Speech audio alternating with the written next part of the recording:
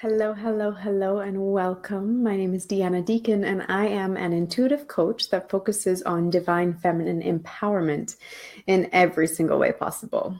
I work with a lot of women who primarily have figured out a lot of things in their life, be that their career, their partner, all their relationships. Maybe it's they have this beautiful house that they love, or a great car that they're paying off, or all these different things are happening well in their lives.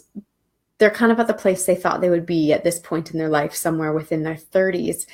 And what's interesting is that even though on paper everything seems right, everything seems exactly as it should be, they've kind of done all the things they're supposed to do, there's still something missing. There's a component of who they are that just isn't there. There's something inside of them that's urging them to come out. There's something deep within them, some intrinsic feeling that they can't seem to access on their own. And that's why they come to me. So we work together one-on-one, usually for about 3 months or so, and really start to uncover what it is that's laying dormant within them. Really start to understand how they can step forward into their own feminine power, how they can build up their personal internal confidence in a really deep, beautiful way. I absolutely love the work that I do. It fulfills me so much just to be able to play this role for these individuals in my life. And it affords me a lot of opportunities like this right now. I want to talk to you about something today that's come up in a lot of conversations with clients recently. And this is the idea that self-care is absolutely the furthest thing from selfish. And the reason I feel I can talk to you authentically about this is because I've lived it. My whole childhood, growing up in my teenage years and even into my 20s, I felt terrible saying no to people. I felt like it was completely rude and cruel and mean and inappropriate, because I loved when people said yes to me.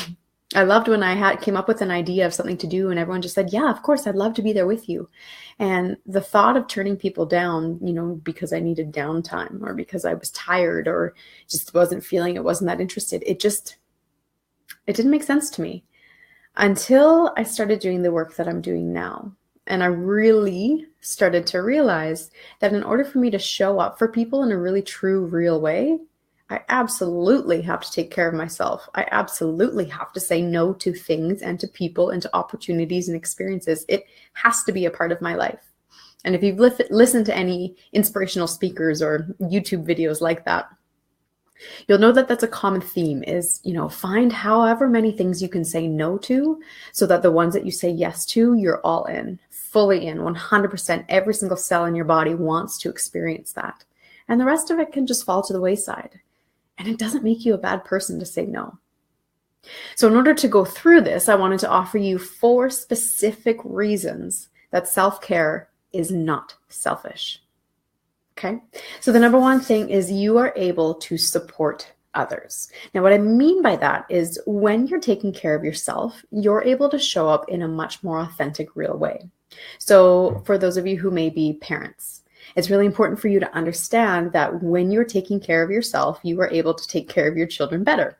Even just in a relationship with your partner, you're more likely to be able to actually show up for them and to be patient with them and calm with them and support them with what they need when you've taken time to take care of yourself, when you've made sure that you get a good night's rest, when you've taken a bath or sat in the hot tub or taken time to paint your toenails, little things like that allow you to fully relax and decompress and just feel like you are the most important human being on the planet, at least for that moment.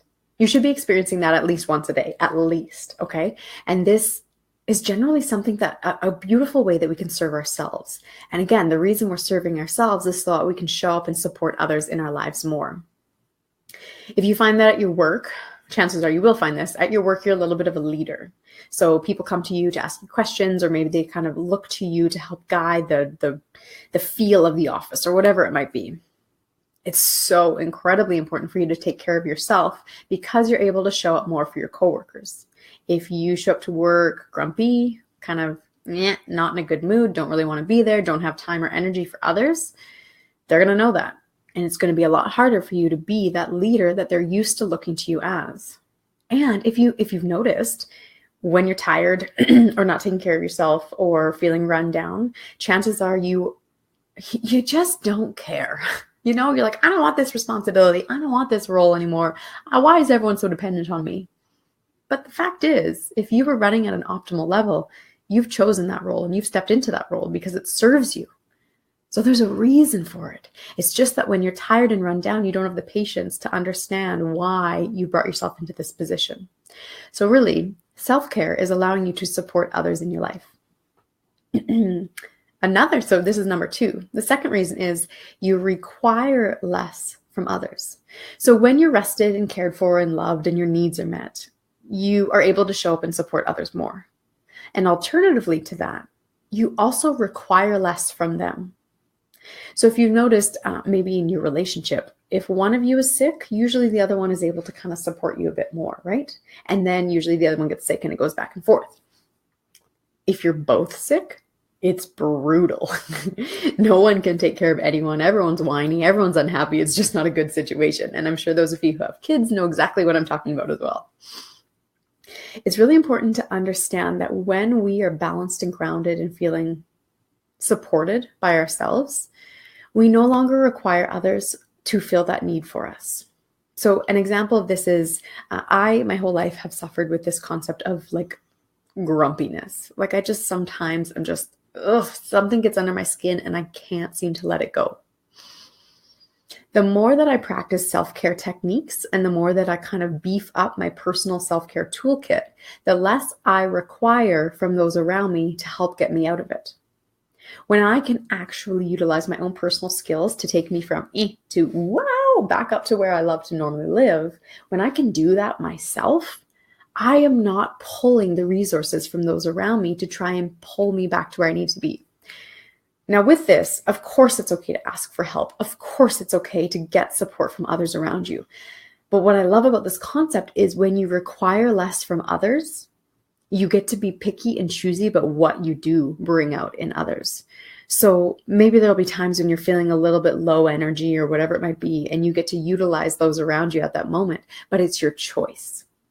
It's absolutely your choice to step up into that manner and say, hey, this is where I'm at and I'd really love it if you could support me with this. Please show me the way.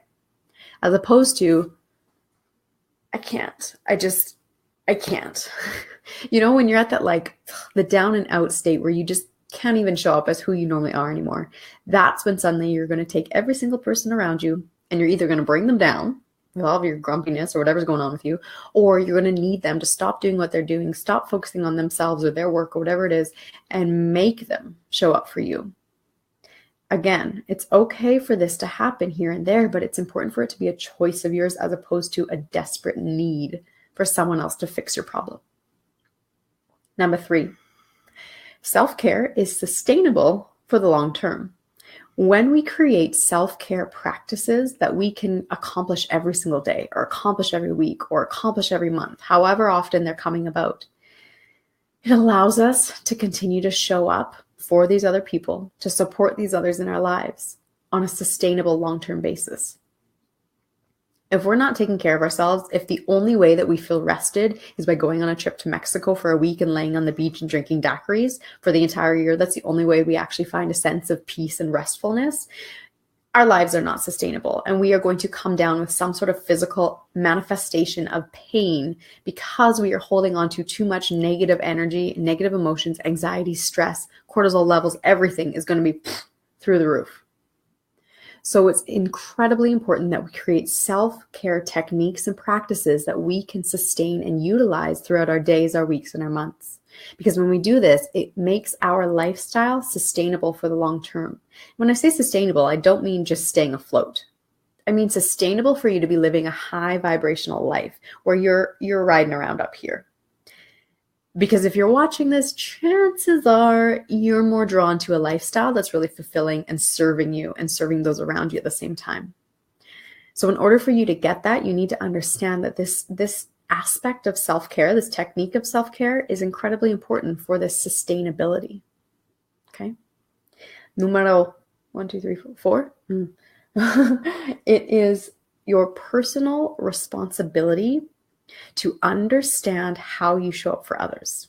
Okay, so this is kind of taking the self-care and segueing into something a little bit deeper, but I really wanted to talk about this because this has also been coming up in a lot of coaching client conversations. And I really want you to understand that it is absolutely your responsibility how you show up in every single situation. When you yell at your kids, when you yell at your partner, when you fall on the floor crying, when you work out really hard and your body feels amazing, when you get a promotion at work, when you earn more money, when you go on a trip, all of these things are all your personal responsibility. All of this is due to the decisions and the choices that you've made in your life. Everything that happens in life is in some way a manifestation of what you've created in your head.